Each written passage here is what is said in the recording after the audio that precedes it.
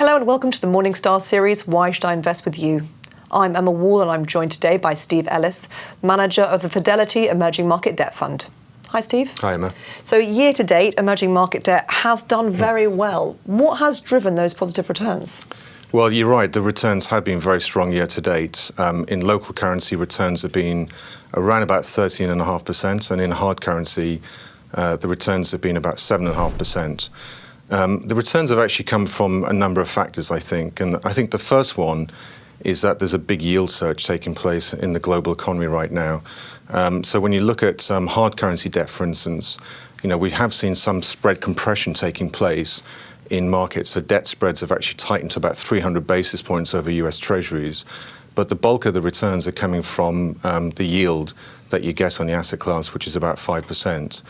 In local currency, it's a similar kind of story. The yield surge has been very pronounced in that asset class, and the returns have been basically generated from the yield of 6% on local currency debt, but also, and I think more importantly, has been a very weak dollar, which has generated returns of about 9%. So all in all, I think returns have been strong, but I think overlaying this whole thing as well there has been a cyclical improvement in growth in emerging market debt.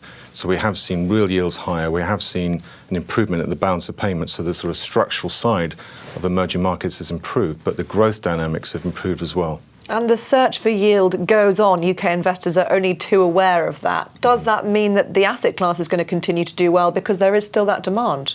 Well, I think it's going to be hard to replicate the strong returns that we've seen in the first half of this year.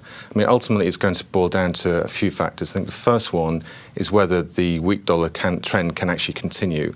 And I have my doubts, actually. I think that when you look at what's priced in now to the Fed funds future curve, which can really drive the dollar, the market has priced out a lot of Fed rate hikes.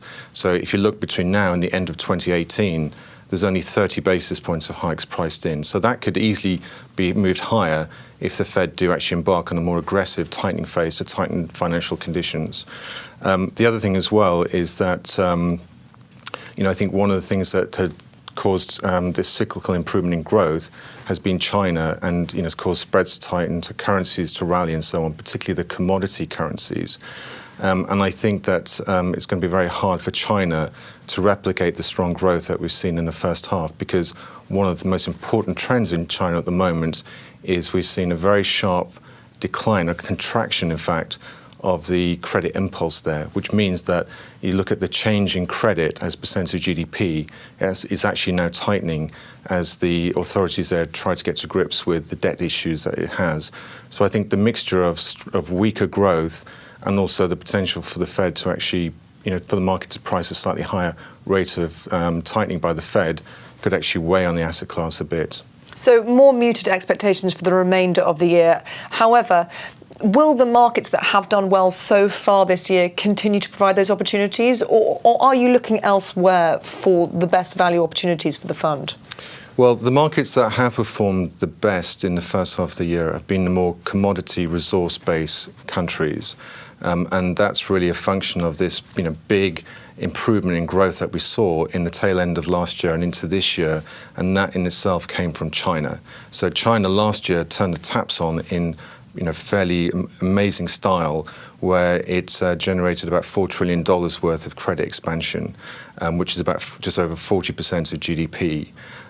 And so we saw a massive surge in import demand from China. So imports in China rose about 26% year on year into the end of last year and into the start of this year. And that lifted all boats in emerging markets. So all the commodity currencies, all the commodity credits performed the best.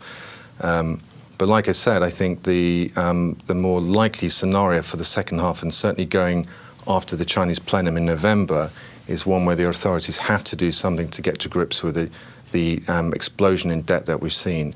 So I think from that point of view, it's very difficult to see those commodity resource-based countries replicating the strong returns that we've seen.